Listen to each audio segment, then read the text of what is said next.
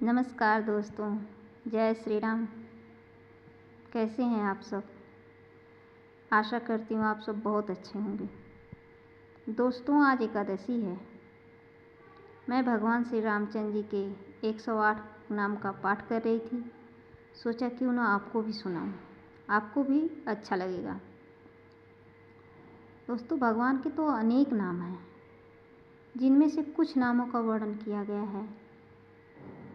भगवान की विष्णु सहस्त्र नाम का भी वर्णन किया गया है पद्म पुराण में, किंतु उसमें बहुत ज़्यादा समय लगेगा, इसलिए मैंने सोचा कि 108 नामों का ही पाठ कर लिया जाए। दोस्तों, ये कथा पार्वती जी पूछ रही हैं और शंकर जी इसका उत्तर दे रहे हैं।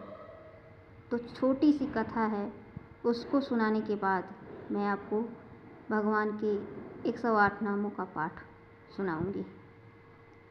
वीडियो के लास्ट तक बने रहिए।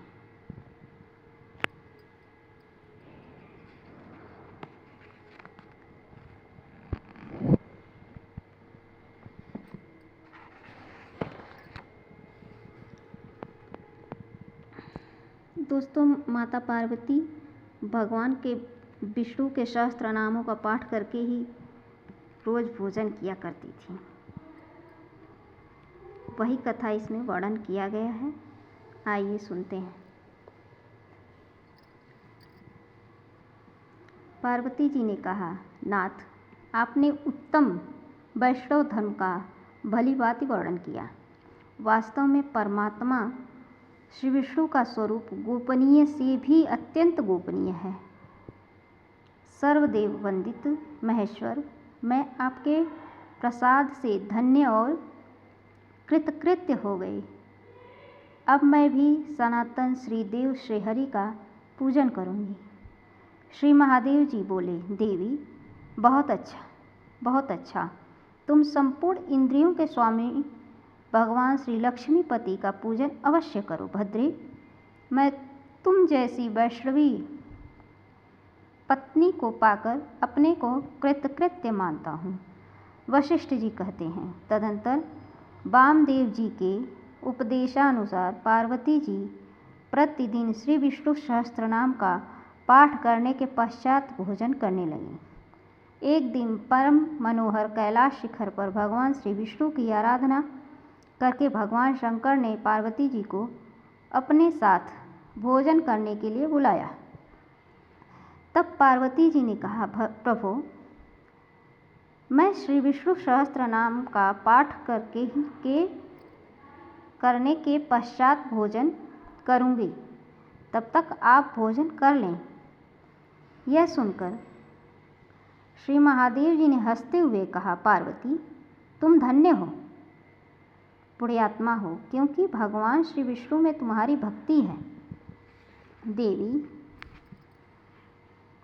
भाग्य के बिना श्री विष्णु भक्ति का प्रयास होना बहुत कठिन है।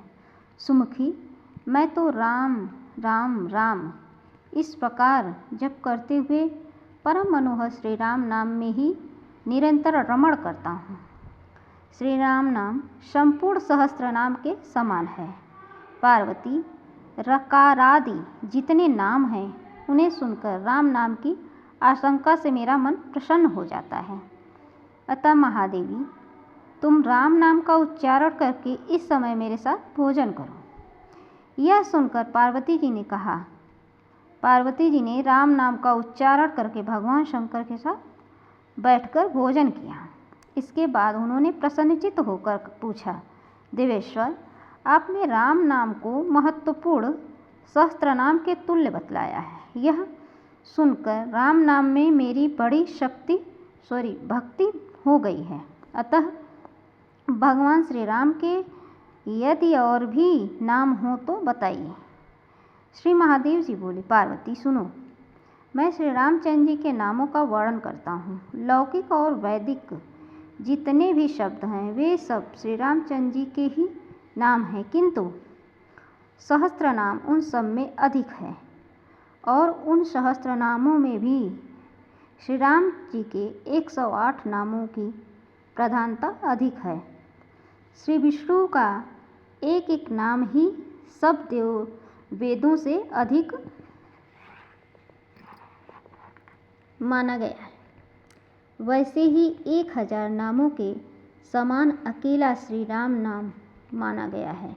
पार्वती, जो संपूर्ण मंत्रों और समस्त वेदों का जप करता है, उसकी उपेक्षा कोटि गुना पुण्य केवल राम नाम से उपलब्ध होता है। सुबह अब श्री राम के उन मुख्य नामों का वर्णन सुनो जिनका महर्षियों ने गान किया है। श्री राम, रामचंद्र, रामभद्र, शाश्वतः, राजीवलोचनः, श्रीमान राजेन्द्रः, रघुपुंगवः, जानकीवल्लभः, जैत्रः, जीतामित्रः, जनार्दनः, विश्वामित्रप्रियः, दान्तः, शरण्यत्राणतत्परः, वाणीप्रमथनः, वाग्मी, सत्यवाक्, सत्यविक्रमः, सत्यव्रतः, व्रतफलः, सदा हनुमदाश्रयः, कौशलेयः, खरध्वंसी, व्याधवध पंडितः, विभीषण परित्राता, दशग्रीव शिरोहरः, सप्तताल प्रभेत्ता, हरकोदंड खंडनः, जामदग्न्य महादर्प दलनः,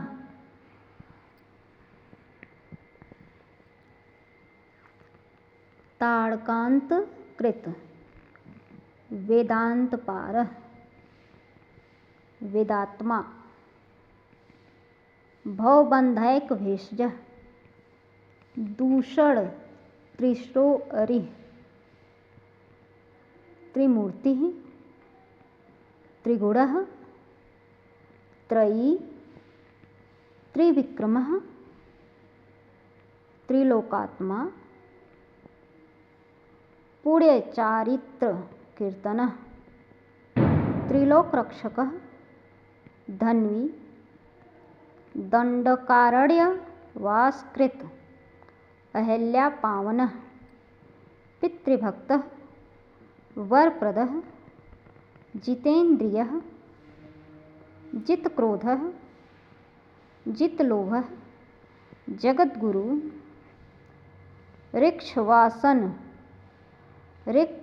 ऋक्षवानर संघाती, चित्रकूट समाश्रयः, जयंत त्राण वर्धः, सुमित्रापुत्र सेवितः, सर्वदेवाधिदेवः, मृतवानरजीवनः, मायामारीच हंता, महाभागः, महाभुजः, सर्वदेवस्तुतः,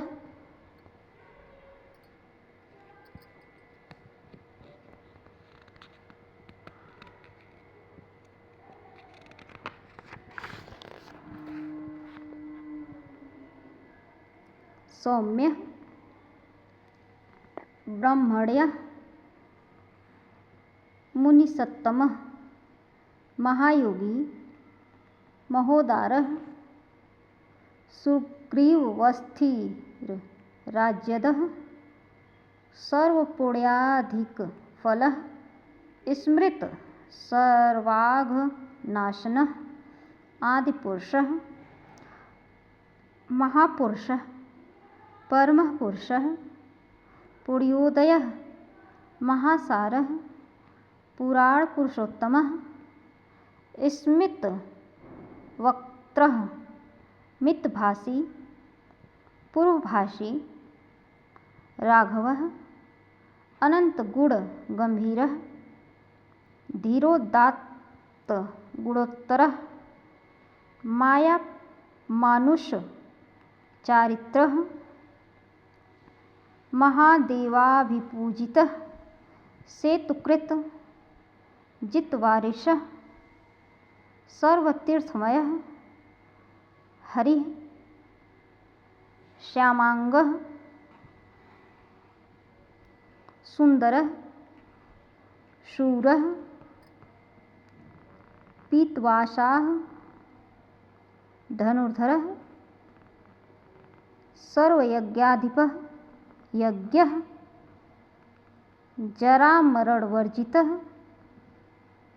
शिवलिंग प्रतिष्ठाता सर्वाघ गणवर्जितः परमात्मा परम ब्रह्म सच्चिदानंद विग्रह परम ज्योति परम धाम पराकाशः परात्परः परेशः पार्गः पारः सर्वभूतात्मकः शिवः।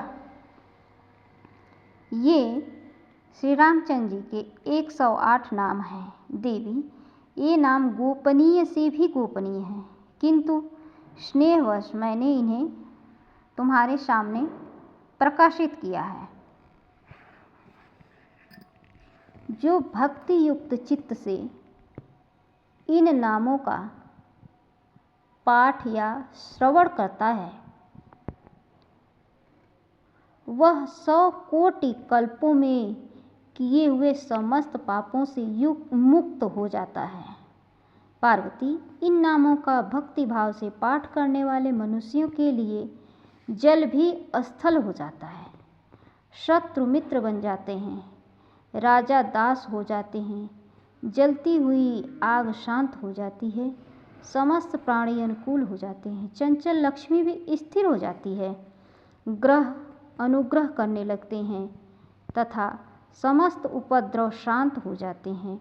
जो भक्तिपूर्वक इन नामों का पाठ करता है, तीनों लोक के प्राणी उसके वश में हो जाते हैं तथा वह मन में जो जो कामना करता है वह सब इन नामों के कीर्तन से पा लेता है। जो दुर्वा दल के समान श्याम सुंदर कमल नयन पीताम्बरधारी भगवान श्री राम का इन दिव्य नामों से स्तवन करते हैं, वे मनुष्य कभी संसार के बंधन में नहीं पड़ते। राम, रामभद्र, रामचंद्र, वेधा, रघुनाथ, नाथ एवं सीतापति को नमस्कार है। देवी, केवल इस मंत्र का भी जो दिन रात जप करता है, वह सब पापों से मुक्त हो श्री विष्णु का सायुज्य प्राप्त कर लेता है। इस प्रकार मैंने तुम्हारे प्रेमवश भगवान श्री रामचंद्र जी के वेदानुमोदित महात्म्य का वर्णन किया है। यह परम कल्याणकारक है। वशिष्ठ जी कहते हैं, भगवान शंकर के द्वारा कहे हुए परमात्मा श्री रामचंद्र जी के महात्म्य को सुनकर पार्वती देवी रामाय रामभद्राय रामचंद्राय वेधसे रघुनाथाय नाथाय सीतायाः पतये नमः इस मंत्र का ही सदा सब अवस्थाओं में जप करती हुई कैलाश में अपने पति के साथ सुखपूर्वक रहने लगी। राजा दिलीप, यह मैंने तुमसे परम गोपनीय विषय का वर्णन किया है। जो भक्त युक्त हृदय से इस प्रसंग का पाठ या श्रवण करता है, वह सबका वंदनीय, सब तत्वों का ज्ञाता और महान भगवत भक्त होता है। इतना ही नहीं, वह समस्त कर्मों के बंधन से मुक्त हो परम पद को प्राप्त कर लेता है। राजन, तुम इस संसार में धन्य हो, क्योंकि तुम्हारे ही कुल में पुराण पुरुषोत्तम श्री हरि सब लोगों का हित करने के लिए दशरथ नंदन के रूप में अवतार लेंगे। अतः इक्ष्वाकु वंशीय क्षत्रिय देवताओं के लिए भी पूजनीय होते हैं, क्योंकि उनके कुल में राजीव लोचन भगवान श्री राम का अवतार होता है।